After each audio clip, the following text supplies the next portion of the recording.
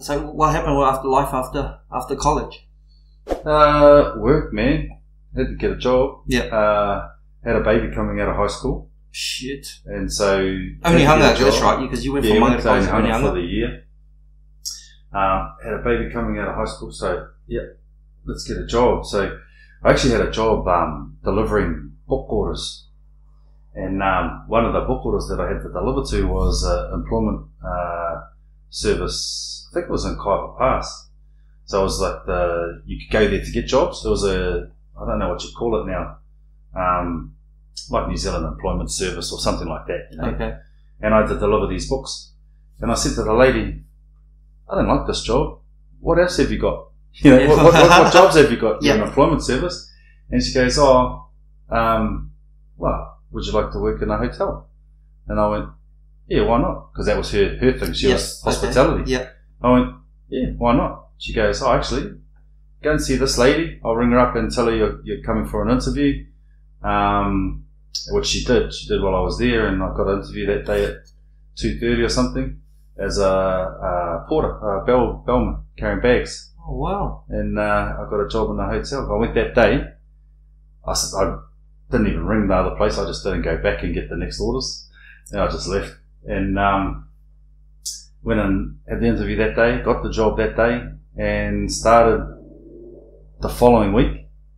And the first thing I asked the woman that employed me, I said, I need the weekend off, because she goes, are you available weekends? Of course, weekends, no problem, Still getting time and a half, double time back then, I said, yeah, I love the weekends.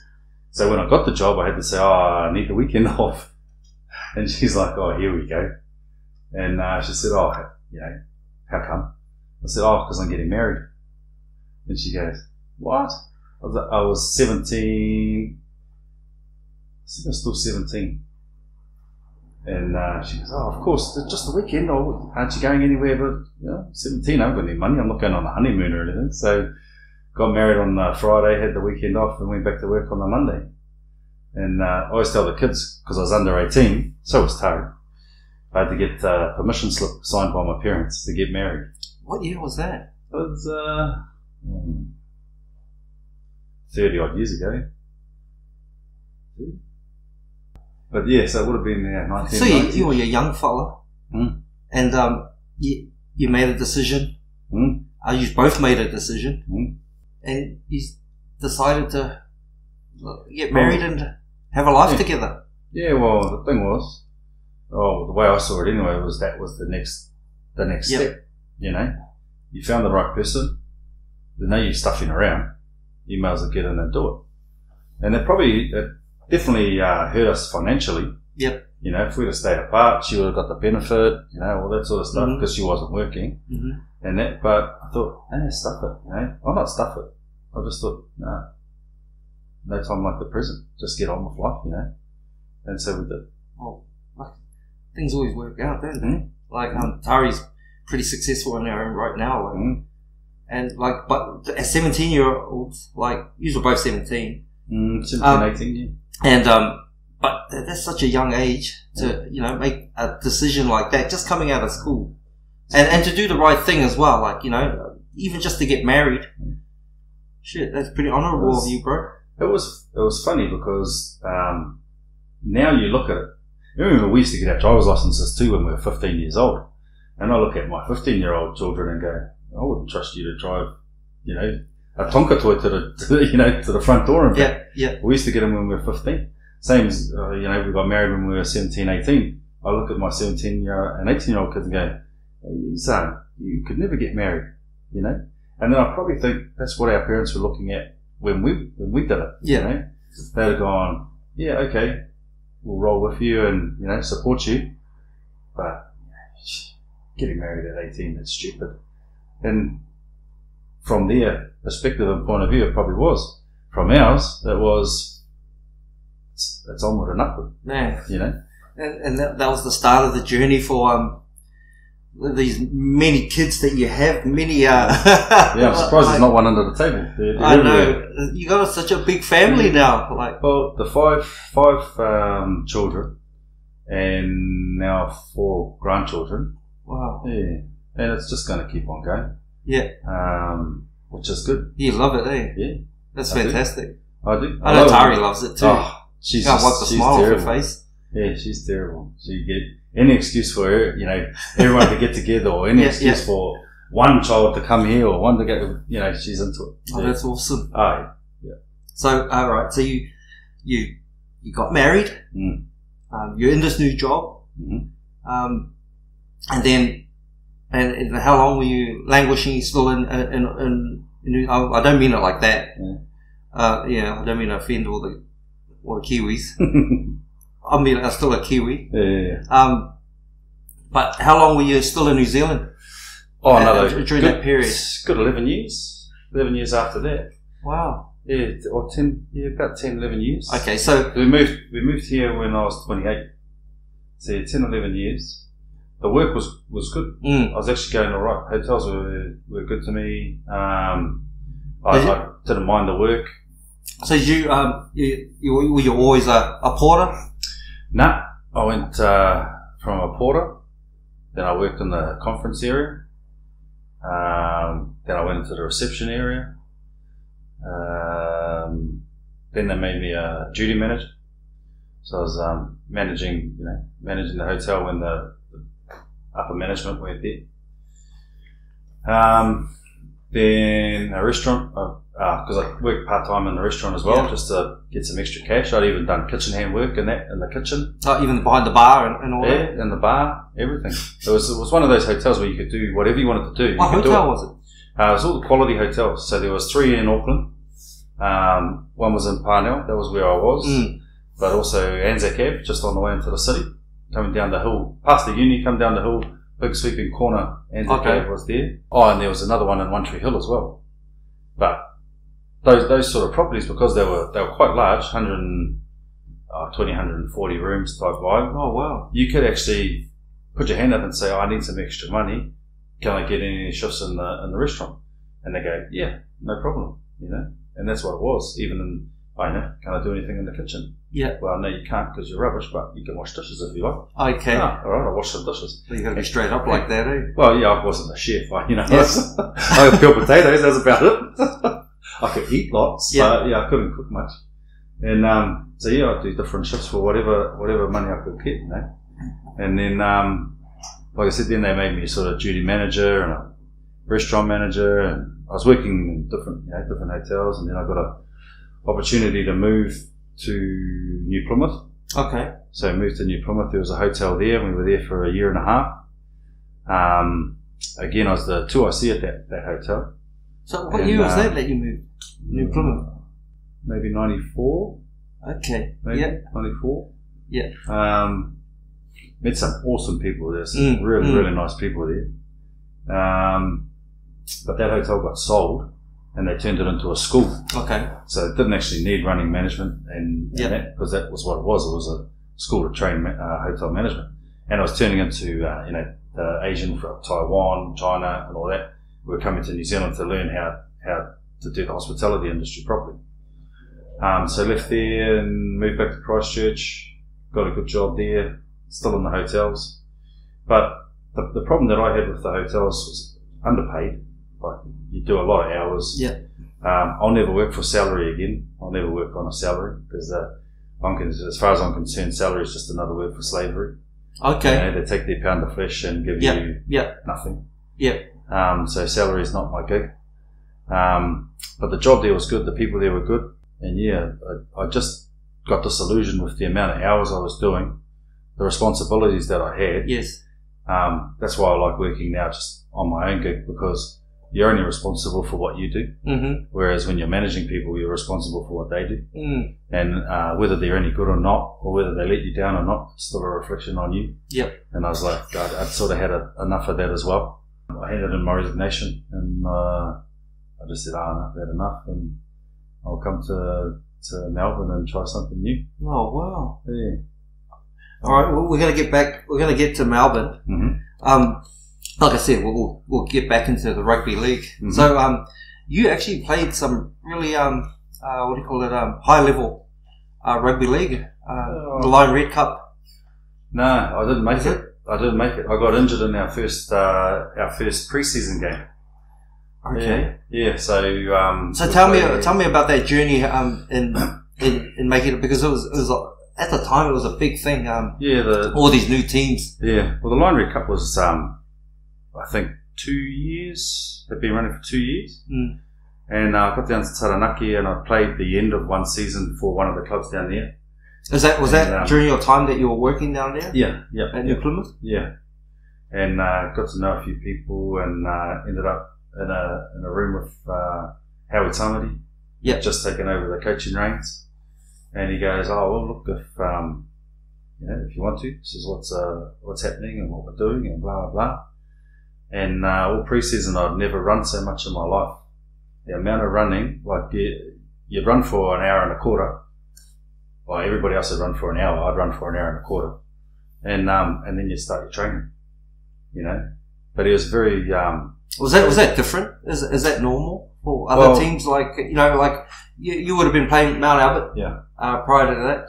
Like, and were you playing some senior rugby? Yeah. Yeah. So the biggest thing at Mount Albert was you'd turn up for training and they'd say, "Oh, we're not training on the fields today. We're running to the bullock track." Okay. So you run to the bullock track, you do the bullock track, absolutely wrecked, and then you got to run back to the club again. Okay. The pre-season, I think one of the hardest pre-seasons I had was with Mount Albert because they had this little trainer guy, I can't remember his name. Fit as, strong as. And you always got to me. There's always that. He wouldn't take no for an answer, and you had to do everything that he said, or you got dropped, or you got picked on, or whatever. So we had a hard season there, pre-season there.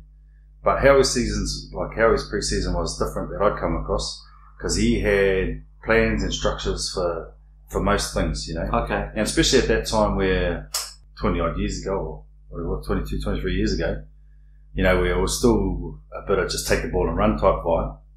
Howie actually had printed sheets of the plays and this part of the field, these are the 4 plays we're going to run, or as forwards, or whatever, And I thought, oh shucks, I'll never remember this crap, So we went through the pre-season, lined up against Manawatu and blew my knee up.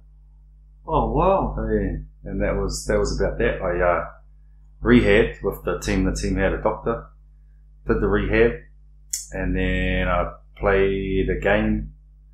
Which I thought, that was pretty good, just coming off the bench. Club game. Yeah. And then they had a bit of a north side, south side type game as well, out in Waikato. And I went and played in that game and blew my knee again. And that was about that. So that was it? As far as, was it Bay of Plenty? Taranaki. It was Taranaki you were playing for? Yeah. Well, why don't we always keep on thinking it's Bay of Plenty? Bay of Plenty. No, that's what's that? Napier Hastings way. Oh, okay. Bay of Plenty. Oh, so you... In Taranaki. Like I said, didn't get a stat on the board for those guys, unfortunately. But there was no, you're still in the squad. Rehabilitation. Yeah. Well, I did all the rehab with the team doctor and that. He was a really nice cat. Had all his own rehab out he sort of lived in the country sort of area. Yeah. Had his own, I don't know if you call it a practice, but all his own room with weights, and he had a pool and that you could walk in and swim in and that. Really nice guy. But then I just let it go. It was like, probably more me not keeping in touch with them than them not keeping in touch with me. But do you think it was also, if you were injured, how much did they really look after you? Like, is it a contractual thing, or was it... There was no contract. So when you were off, you weren't making any money? I was working. I was still working. Okay. Yeah, I had... So you're hobbling around at your hotel? Well, I had operation, and then I was 6 weeks out. So I had 6 weeks off. Some of that was on ACC, I think it was. And others I just used holiday. Yeah. And that. And then...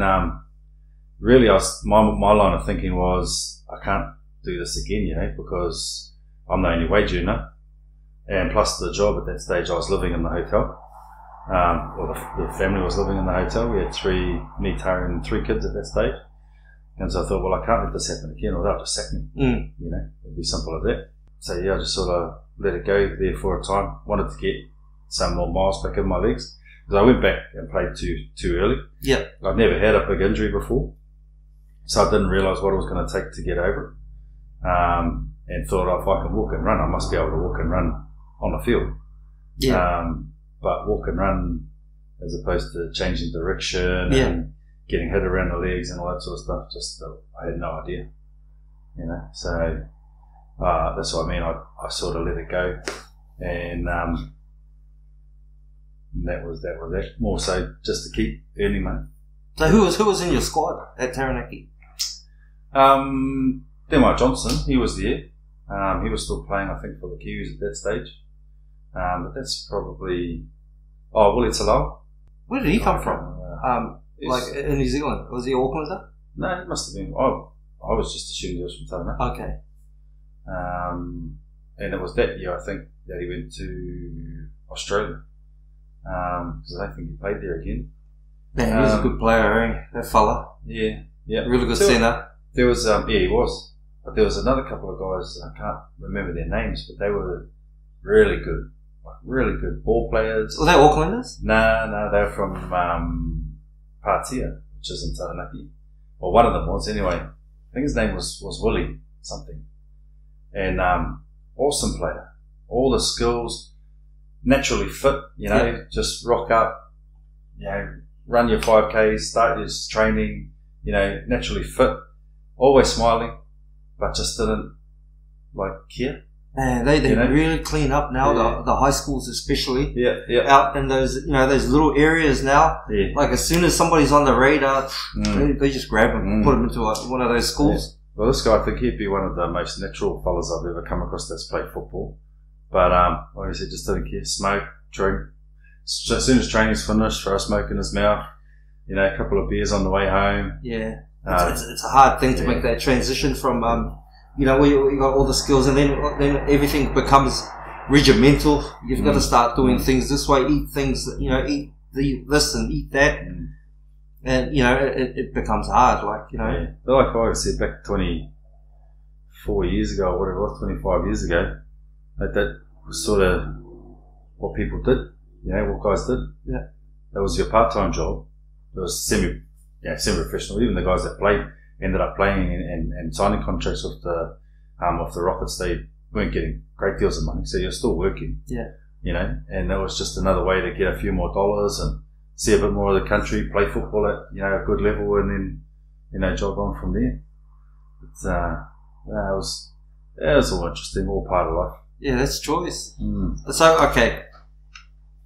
You've come over to Melbourne. You, Tari, how many kids are now? You got like 10? All of them. No, all 5 of them. They were born, the last 2 were born in Christchurch. Wow. And the youngest one was 3 months old when we moved here. Yeah. But he's the most hardcore Kiwi out of all the kids. Oh, that's choice. But yeah, he was 3 months old. So we all lobbed in here, and I only had one instruction from Tari, that was to get a place close to Chadstone. Because all she remembered, all she loved was Chadstone shopping mall, blah, blah, blah. And so alright, so I got a place in Chadstone actually. And they all came over, and we went at it from there. Wow. Is that what, you found a place in Chadstone? A little house, ex-commission house that these people own. And it was handy, because we had buses and stuff like that. And then when the kids came over, I had a job. Yep. Got a job, found a house, all the kids here, trying to find schools, and that sort of stuff, and it just worked out. And well, how old was your oldest kid at this time? He was 10. He was about 10. Maybe last year primary school. So it might have been 9 going on 10, because his birthday's at the end of the year. Yeah. But like we never had a car. So we didn't have a car, so we'd have to bus to the shop, get all our groceries, bus back, bus to the school, or you could walk to school, but the bus was right there, so you might as well take it. Bus to training, like football training. Yeah. And then after probably 2 months, I'd ride my bike to work.